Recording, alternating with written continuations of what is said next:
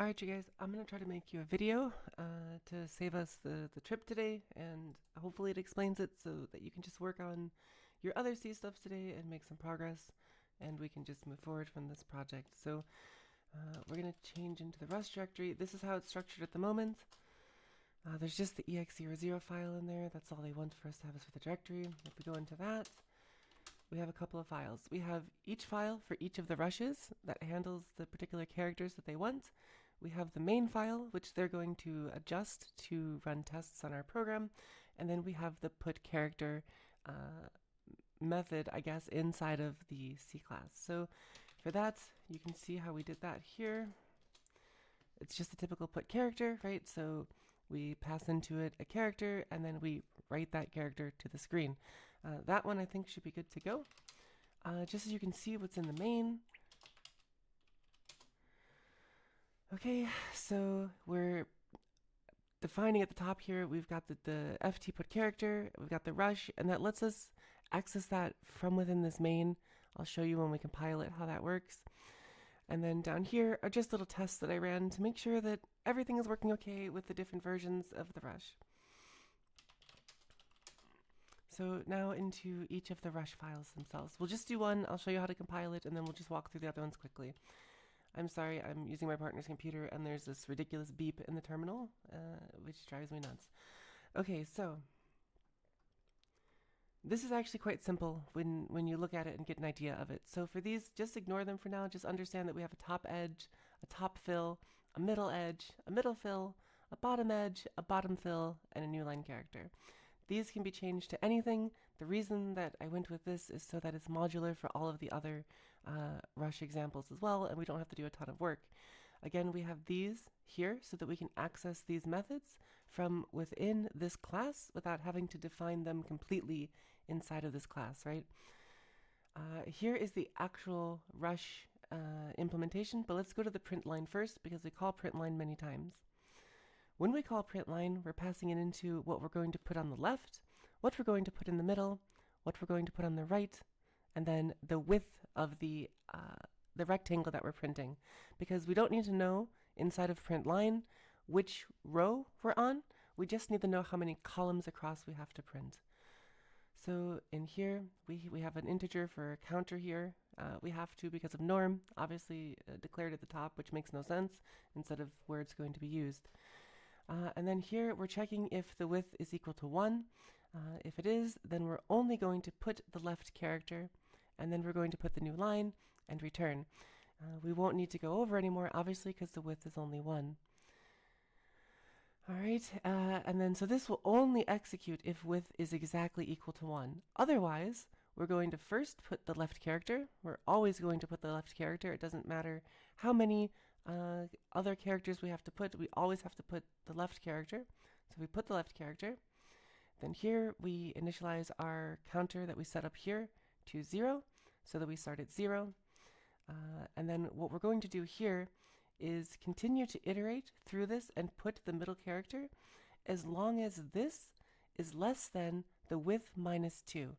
The reason it's the width minus 2 is because you have two edges, and here we're only printing the middle.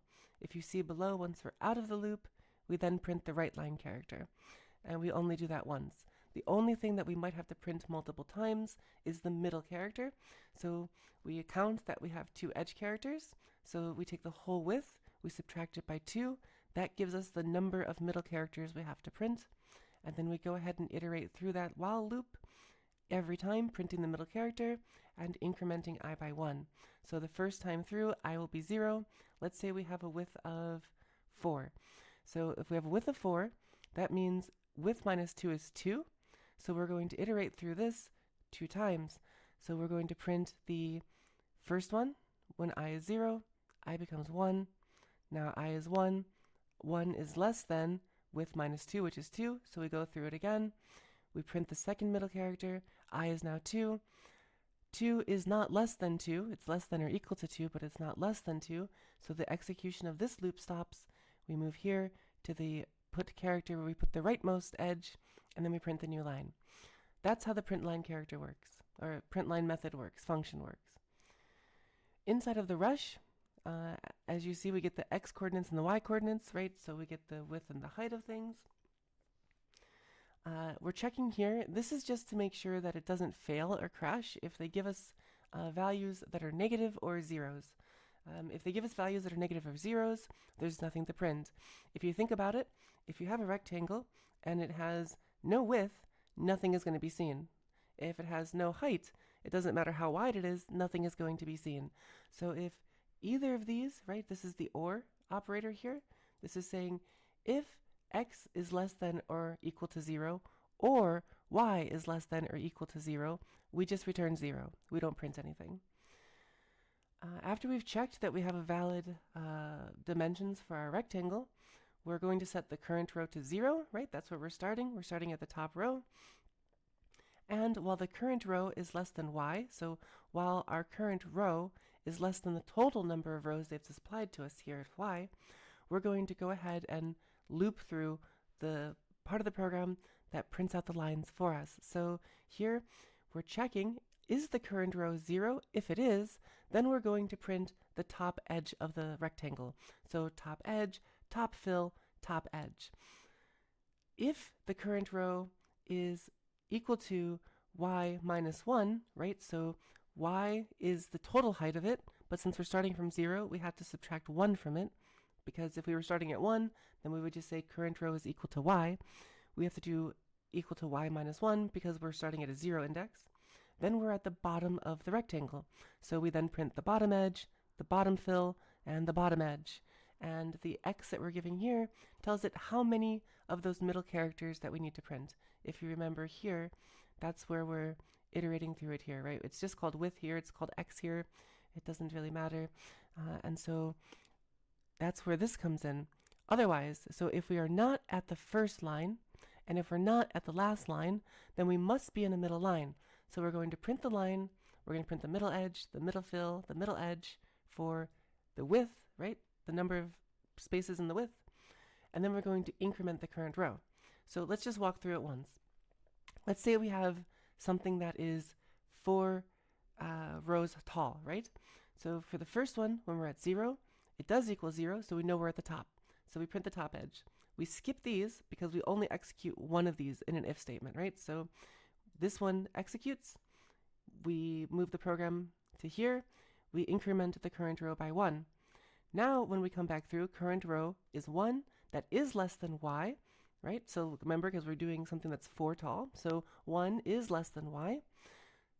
We're going to come and check, does the current row equal 0? No, the current row now equals 1. Is the current row equal to, exactly equal to, the 4 minus 1? No, 1 is not equal to 3. So we're moving on to the else, which means we're printing the middle line. Then we drop here to current row. We increment current row again, so now current row is at 2.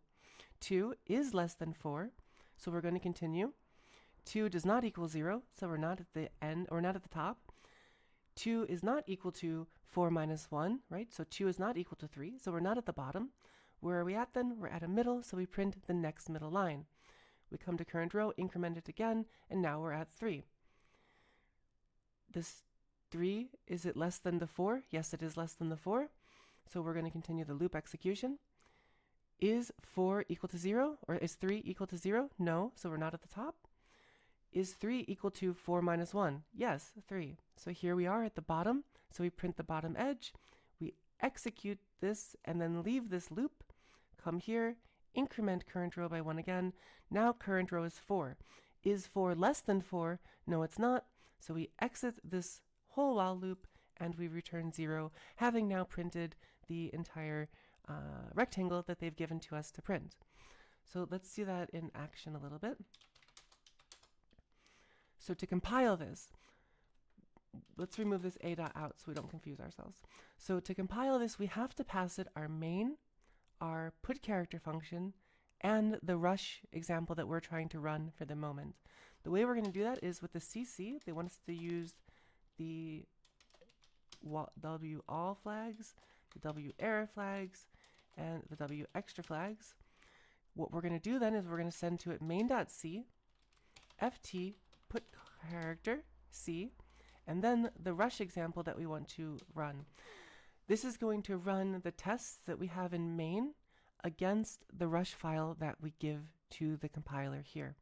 So when we run that, we're going to get our output file, my bad there, and we run the output file and we see that we have it for the various tests that we put in main. Again, just for verification, so you can see for main here, we're running rush 6.8, rush 1.1, rush 3.1, rush 1.4, rush 0.5, and then we're just returning 0. So these are those here. This is the 6.8 one. 1, 2, 3, 4, 5. See, so here is the across.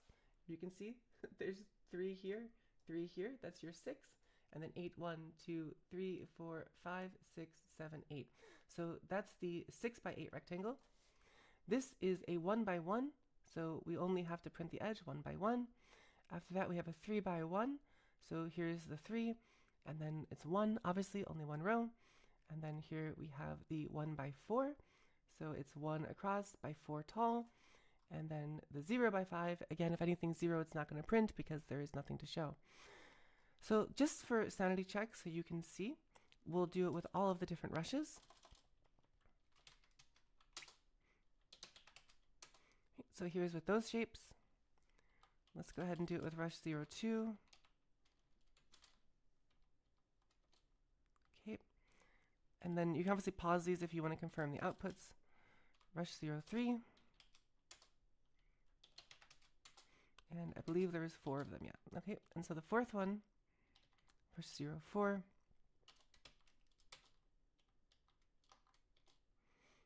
So there you go.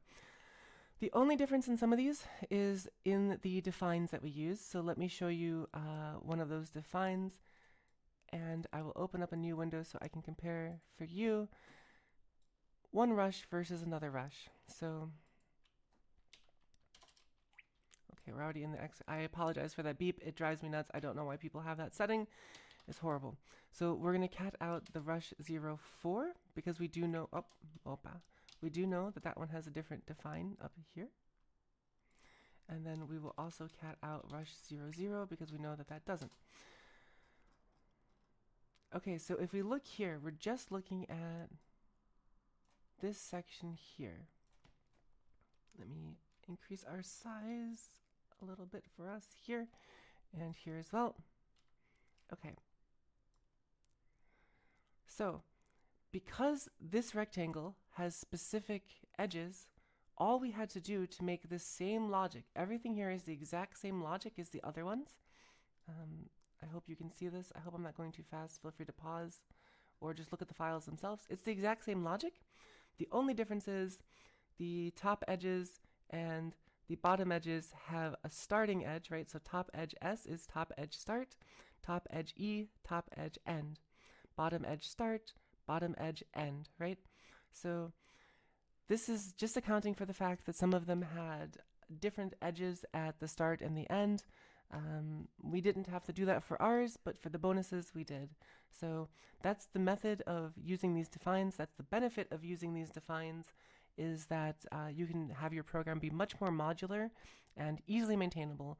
To do each of these rushes after I had the first one done took about 2 minutes per rush, because all I had to do was redefine the edges and then change what I call in here. So you can see top edge S, top fill, top edge E. So top edge start, top fill, and top edge end. Whereas in here, because the edges were the same, we just used one top edge define. Top edge, top fill, top edge. Bottom edge, bottom fill, bottom edge. Over here, bottom edge start, bottom fill, bottom edge end. So I hope that makes some sense. That's the method of doing it with these defines, instead of going through and typing them in here one by one, hard coding it. That way, if we need to make a change to something, or let's say they want us to do 5 other of these rush thingies, we have it ready to go, and it will only take us a matter of seconds to do so. That's just a general thing to keep in mind when you're developing software. Try to find stuff that you can reuse as much as possible. Try to take into account future changes that might come into play, and develop around those. Which is why when you submitted the one that you had where you printed all the lines, that is correct. It absolutely works. But if you consolidate everything into one print line character, at that point in time, you can just continue to use that same function. You don't have to maintain it in 3 places. Let's say there was a slight error in one of your print lines print line top, print line bottom, and print line middle, you would have to go through it and make a change 3 times. That's not a lot with a small project, but with a very big project, that change might require you to change something in 20 or 30 places. You might forget to do it in some places, and then it becomes very difficult to maintain your software. You start having a ton of bugs, and to be honest, some of them might start to not make sense because it might be happening in a very obscure place that these changes were forgotten to be made. So when you consolidate everything into a single function that can be, you can make a change to something, adjust the functionality of something in one place instead of in 20 different places, and then call it all over the place. So it's just a general advice for software development in general. I hope that helps. If there's still questions with this, if I went too fast, let me know. I'm just trying to avoid coming into the campus today. Like, my weekends are the weekends. I'm trying not to work 7 days a week at the campus just so I have some mental health days to take a break. But if you need me to come in today, let me know. But yeah, I think hopefully this should be more clear now. If you just read through the code and you take in mind some of the stuff I was saying to you, I'm certain that it will click. Remember that when it comes time to explain it, we don't have to explain line by line what something does. If you can explain the general gist of it, okay. They might ask you what something does, so do take the time to understand what everything is doing. But if you can just say, okay, here we're looping through everything, we're checking if it's either the top or if it's the bottom, and if it's not, we print the edge. That's probably going to be good. The print line is agnostic of where it's at inside of the program, meaning it doesn't care if it's at the top, bottom, or the middle. It just prints a line given the parameters that we pass to the function itself. I apologize if I'm calling them methods. It's a C++ thing. You'll get to it later. But yeah, that's mostly it. The only other tricky part might be the compilation that they want us to do, because as of until now, we have not compiled multiple C files together. That's what we're doing here. So we have the CC, or an alias to GCC. So CC, and then we're passing in our compilation flags, which is WALL, WError, WExtra. And then we pass the files that we want to be combined together into our binary, which is main.c, ftputcharc, and rushxx.c, whichever rush that we're trying to compile. I hope that helps. If you have any questions, feel free to shoot me a message. I will have Slack at least open today, so I can always hop on a voice call on Slack too. I can also spin up another video if you guys need it. But I think that should cover it. All right. Good luck today, you guys. Don't spend too much time on this. Make sure you worry about your actual day's materials for the C and stuff to make progress. All right, take care.